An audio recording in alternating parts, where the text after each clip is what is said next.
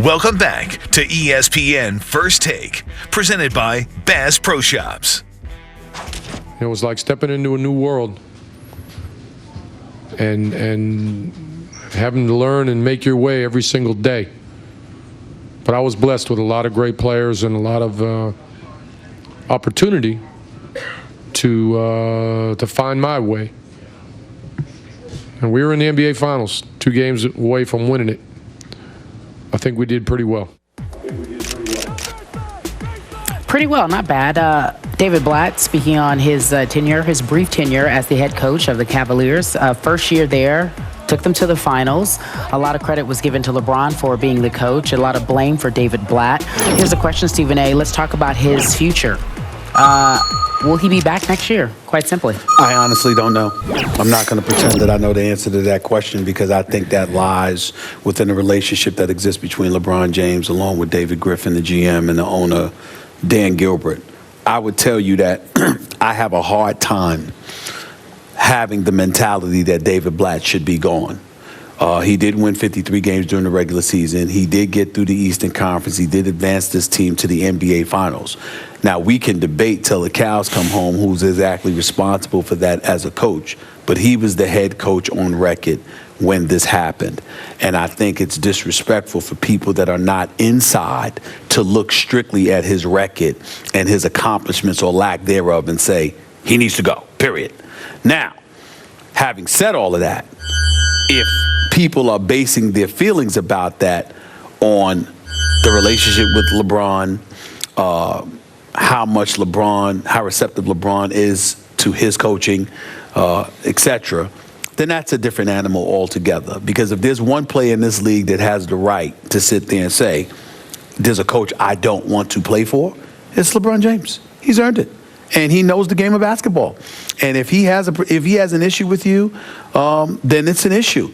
I will tell you that what has been said to me about David Blatt, who I find to be a very nice man, I know that there are some people who think that he's arrogant or whatever the case may be. Well, look, if you've been in the EuroLeague, you were the EuroLeague Coach of the Year last year, you took the Russian national team to a bronze medal in the Olympics, you've had incredible success over in Europe, and people are acting like you know nothing about basketball because you never coached in this league, I'm sure most of us will come across as arrogant because at some point in time, we're going to stand up and defend ourselves. If somebody's trying to shred whatever credibility that we have, you didn't coach in the NBA. I mean, it's not like he had a job and flopped. He didn't coach in the NBA before. So for people to say that he can't coach when he's been coaching overseas, he's like, wait a minute, I've done something. So I certainly understand how he can come to his own defense and come across as arrogant in that regard. It's just that at the end of the day, I find him to be a nice man who was a rookie,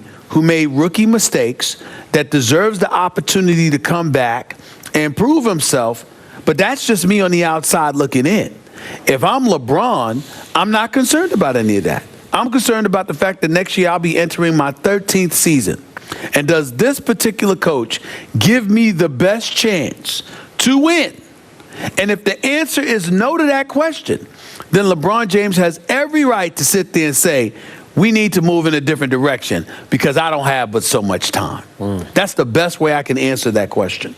So, gut feeling, just flat out guess. What's your best guess?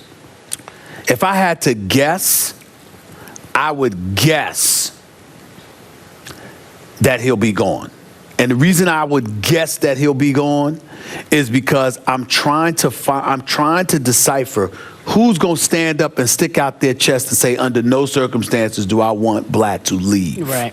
Who's going to do that? I don't know of anybody who's going to do that other than David Griffin.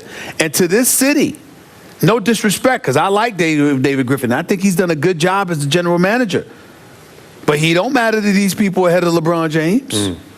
So it's really all about LeBron James and what LeBron James wants. And what LeBron James is going to have to accept is that whatever happens to David Blatt, it's going to be perceived as being okayed by LeBron James. Whether he stays or goes, there's no way that people are going to believe that it happened against LeBron James' will. Yep. My gut feeling, David Blatt will not be back next year. Just observing it mostly from TV, I found body language of this team tune this man out for the most part. Huddles between quarters. Yes.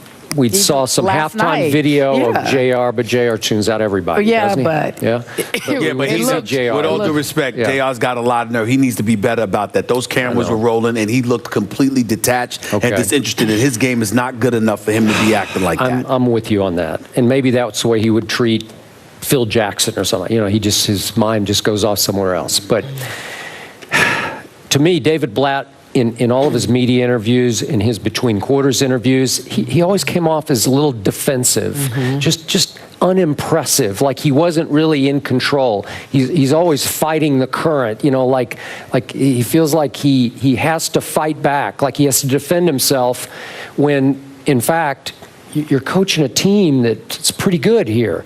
And he didn't seem in command of it. He didn't seem confident in his role. Like even last night, he's saying, well, I had to try to figure it out on the fly.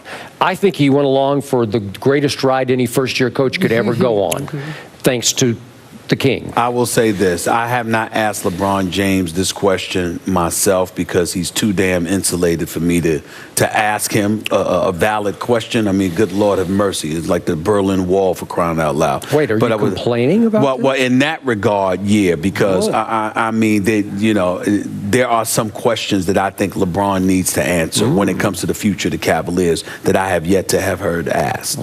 That's just me. Interesting. With that being said, I will say this. I spoke to one particular member of the Cavaliers organization that said something to me less than 2 weeks ago. And I asked a question because I had heard John Barry talking about, he was calling the game on radio for ESPN, and he's right there courtside, and he's noticing that LeBron wouldn't even look at Blatt. And so I asked somebody, what's up with that? And their exact words to me, LeBron is class personified, man. LeBron ain't trying to hurt nobody. LeBron knows the man's got a family and he's got a career and all of that other stuff.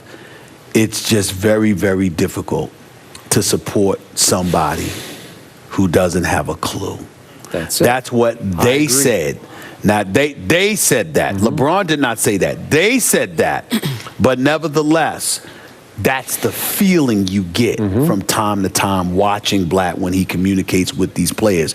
And fair or not, that's the perception. And I feel bad for him if it's false because it's a perception that's out there about him. All right, look, would you rather lose in the finals or make the playoffs, guys? That's the question. Would you rather lose in the finals or make the playoffs?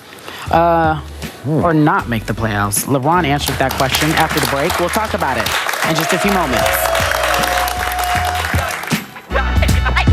They say, carpe diem, you gotta seize the day. It's not how good you are, it's how good you want to be.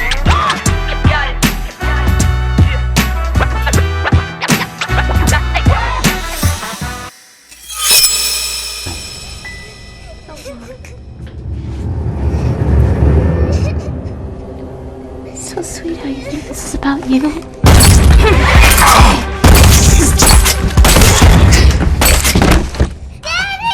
He was right. This is not a toy.